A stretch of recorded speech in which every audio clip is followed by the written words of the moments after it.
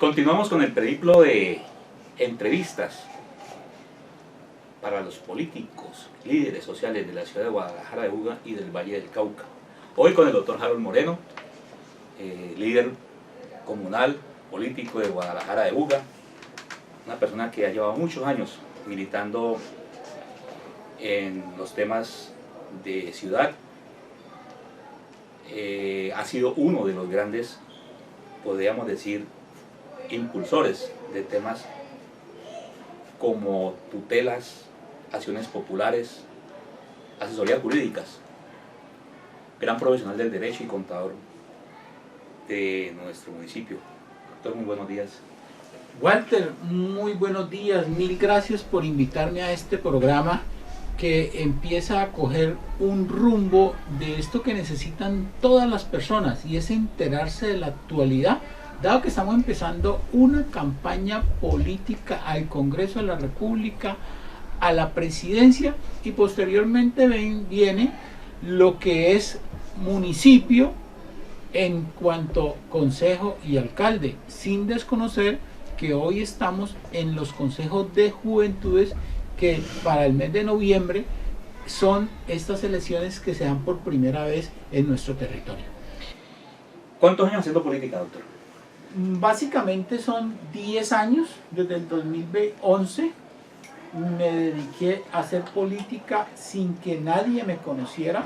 Siempre, como tú lo dices allí, vengo de la empresa privada, profesor universitario, y únicamente he trabajado con las empresas privadas. Nunca he tenido un cargo público, y en el municipio de Guadalajara de Buga nunca he hecho ningún tipo de contrato. Todos conocemos su historia, su vida pública, doctor Harold Moreno, y una de las principales quejas de algunos sectores políticos y de la ciudadanía bugueña es que el doctor Harold Moreno pues se crió en una familia humilde, se hizo profesional como abogado, se hizo profesional como contador público, pero que el doctor ha perdido el norte en el sentido de que se ha vuelto muy petulante, muy arrogante, muy creído. ¿Qué tiene usted para decirle a la comunidad frente a esto? Esta es una excelente política y me favorece demasiado, porque las personas que están viendo este canal y están escuchando esta pregunta se están allá revolviendo en la silla porque saben que es completamente falso. Esto es una falsedad que me inició un contendor político en el 2011 y desafortunadamente cogió fama.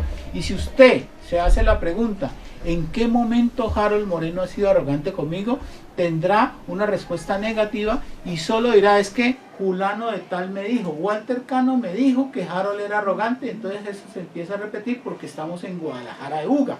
Pero las personas que me conocen, las personas que han tenido la oportunidad de saludarme y escucharme, dirán lo contrario. Lo que pasa es que yo no puedo ser un político mostrando la cara y saludando a todo el mundo en la campaña, y apenas llegue a la alcaldía subo los vidrios, pongo polarizado, cambio de celular y a nadie atiendo. Entonces esa es la doble moral con que los politiqueros han llevado al municipio.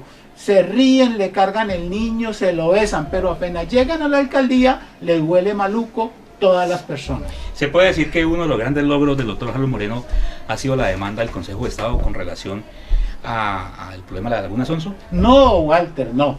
He tenido, gracias a Dios, muchísimos logros. Lo que más me ha llenado de satisfacción es poder recuperar las casas a las personas que se las iba a rematar el Banco Agrario. Yo logré salvar 56 casas que las iban a rematar el Banco Agrario y se las devolví. Y en algunas de ellas les devolví el dinero que habían pagado.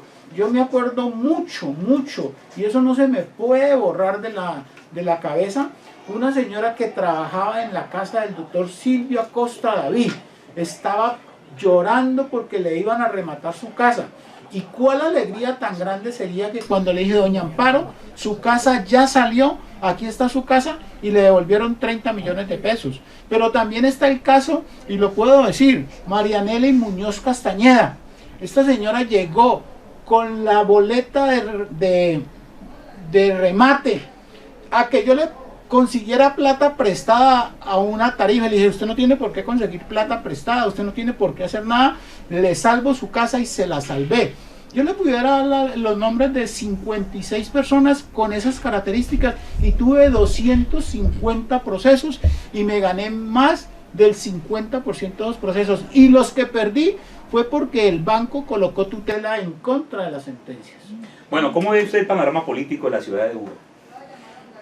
Bien en el momento, porque pues estamos en unos panoramas donde no se ven actores políticos o sencillamente son personas que se vinculan a unas campañas políticas para solucionar el problema de desempleo, para solucionar el problema personal o para enriquecerse. Y desde ese punto de vista es muy complicado poder hacer una campaña política con los mensajes y los propósitos que nosotros queremos. Buga tiene actualmente congresistas en el Parlamento colombiano. ¿Usted cree que están muy bien representados en el Congreso de la República? Yo creo que sí, Walter.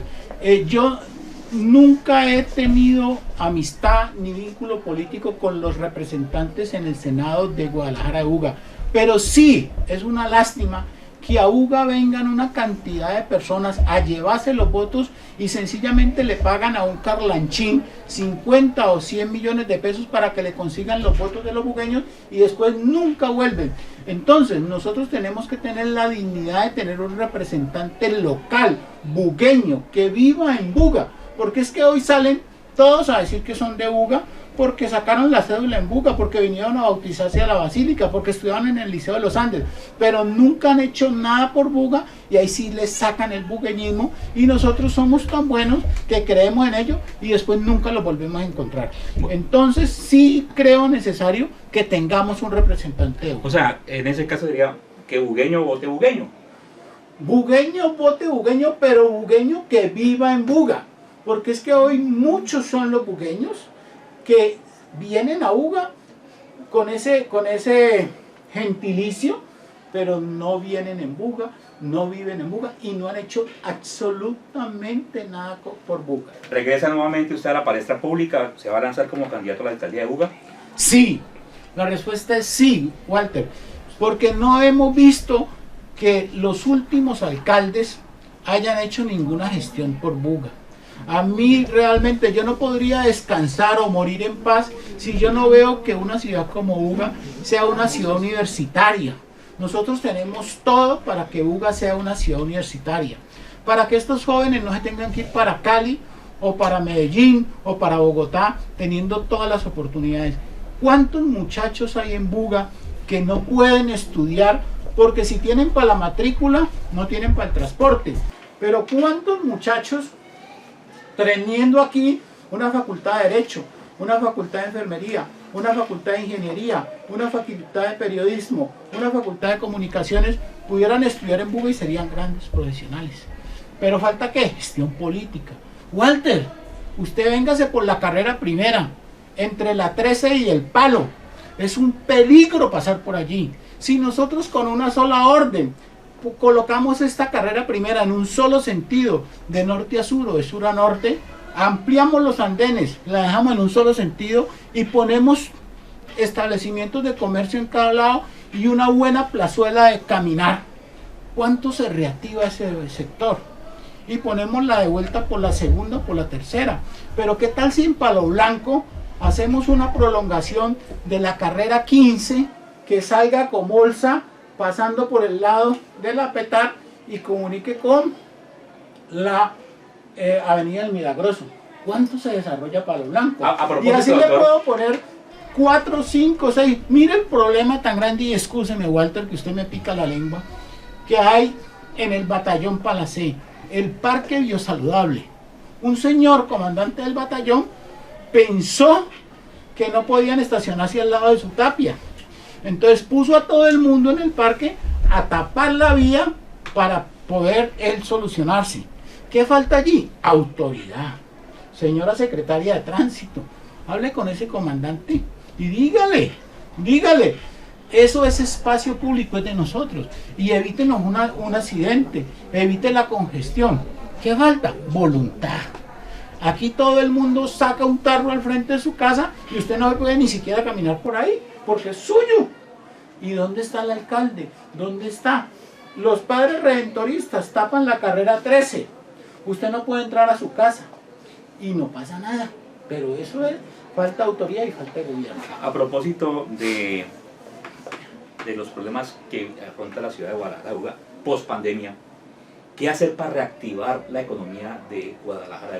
El problema es mental, el problema es mental. Se metieron en la cabeza que como estaban en pandemia, se tenían que esconder debajo de la cama y irse para San Andrés o para Cartagena. Para eso sí no estamos en pandemia, a pasear. Y el pueblo llévese, váyase a Pereira, métase en el Facebook del alcalde de Pereira y verá cuánto ha hecho en pandemia. Váyase a Tuluá, John Jairo hizo la transversal 12, váyase a Yotoco, hicieron todas las vías terciarias, váyase a San Pedro, Cali, Bogotá, están hoy contratando los habitantes, los muchachos de la primera línea para que vayan a tapar los huecos. Y nosotros aquí pensando en la pandemia, seguimos pensando en la pandemia y ya llevamos 2 años empandemiados.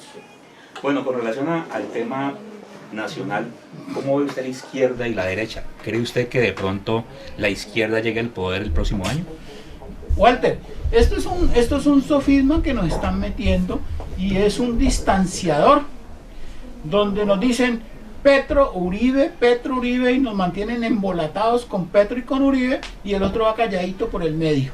Entonces, sencillamente, la situación es ver que el gobierno de Álvaro Uribe actual es pésimo y que hay que buscar otra opción.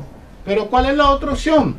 Una opción de reactivación, una opción de pulcritud, de transparencia. Walter, acaban de cambiar los directores técnicos de todas las entidades descentralizadas del Estado, Fidopopular, Envías, todos, y me cambiaron técnicos por cuotas políticas. Pero concretamente, ¿cree usted que la izquierda tenga una oportunidad para las próximas elecciones en Colombia? ¿Sí o no? Sí, y solo sí, siempre y cuando no esté en cabeza de Petro, siempre y cuando esa unión Colombia, porque Petro está polarizado.